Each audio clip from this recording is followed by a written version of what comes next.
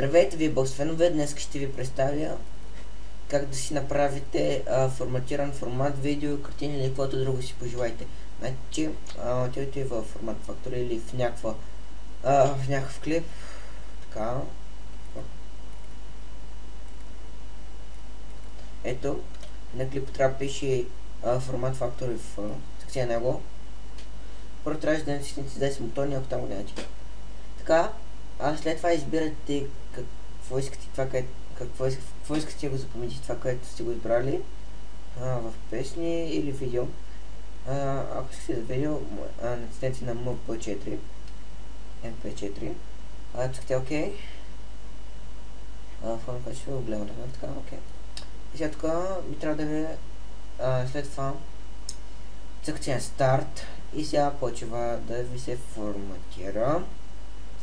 Ще отнеми бая време друг път. Изчаквайте го. Опа. Не знам защо така стана. Ще го правя. Това е сигурно заради такова. Заради формата. Защото аз съм го направил за OMG.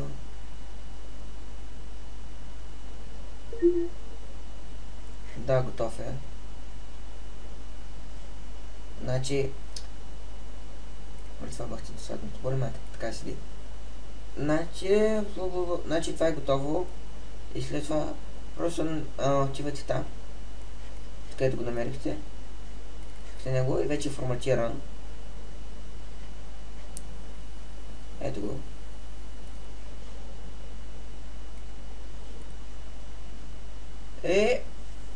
Това е от мен. Също така трябва да ви кажа да се абонирате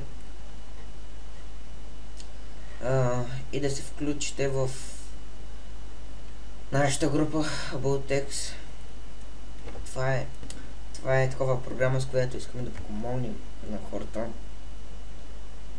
и за да правим уроци и да му улесним работата им с компютъра, на по-кратко казано.